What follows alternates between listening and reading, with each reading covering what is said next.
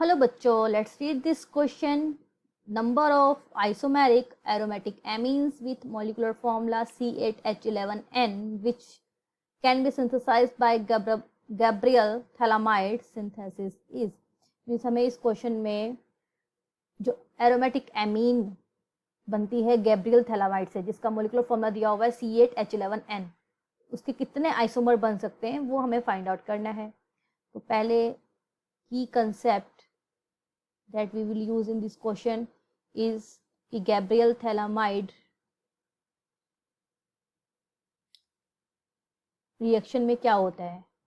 अब इस रिएक्शन में बनता है 1 डिग्री मीन्स प्राइमरी एलिफेटिक. ये आपको ध्यान रखना है कि इसमें एलिफेटिक अमीन बनेगी, वो भी प्राइमरी, एरोमेटिक नहीं बनेगी. एलिफेटिक का मतलब क्या हो गया, यहाँ पे कि जैसे CH2NH2 ये एलिफेटिक हो गई. ठीक है, अब हम लिख लेते हैं हमें जो क्वेश्चन में मोलिकुलर फॉर्मूला दिया हुआ है, दैट इज C8H11N. तो अब देखो इसमें एरोमेटिक एमीन लिखा है क्वेश्चन में ही, हमें एरोमेटिक एमीन दिया हुआ है. एरोमेटिक का मतलब क्या हो जाएगा कि इसमें एक रिंग डेफिनेटली होगी. रिंग डेफिनेटली है यानी कि ये कितने कार्बन हो गए, रिंग में कितने कार्बन होते हैं C6, कितने बचे 8 हैं, तो 2 कार्बन बचे. अब यहाँ पे 2 कार्बन बचे और यहाँ पे क्या दिया हुआ है, गैब्रियल थैलामाइड से बन रही है, तो एलिफेटिक एमीन जरूर बनेगी. तो हम इसको लिख सकते हैं इस तरीके से CH2NH2.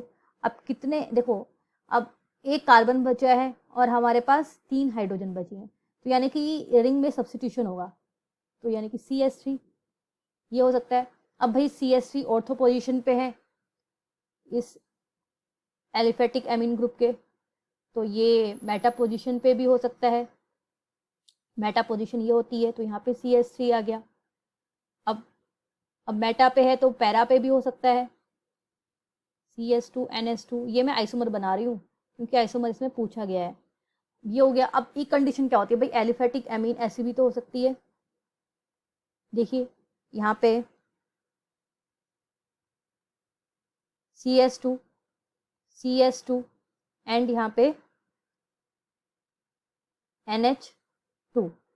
ठीक है, ऐसी भी तो हो सकती है भाई एलिफेटिक एमीन. और एक इस तरीके से भी हो सकती है. ये क्या हो जाएगा यहाँ पे CH, तो यहाँ पर आ जाएगा NH2 और यहाँ पे CH3.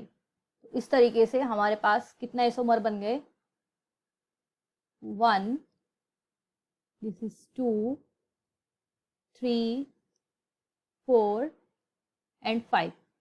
तो 5 आइसोमर है और आप देख सकते हैं सारे के सारे 1 डिग्री एलिफेटिक एमीन है. और 1 डिग्री एलिफेटिक एमीन का मतलब मैं यहाँ बता देती हूँ एक बार आप लोगों को कि जब नाइट्रोजन सिर्फ एक कार्बन से जुड़ा होगा तो वो 1 डिग्री होगा, यानी कि इसमें कितने हाइड्रोजन होंगे, 2, तो ये 1 डिग्री है. अगर नाइट्रोजन पे 2 कार्बन हो जाए यानी कि इस पर सिर्फ एक हाइड्रोजन है, तो ये हो जाएगा 2 डिग्री. और अगर नाइट्रोजन पे 3 कार्बन आ जाए तो ये हो जाएगा 3 डिग्री. तो ये सारे के सारे 1 डिग्री एलिफेटिक एमीन है. तो हम लिख देंगे टोटल कितने बन गए, 5 isomer. So this is the answer. I hope you understood it well. Best of luck.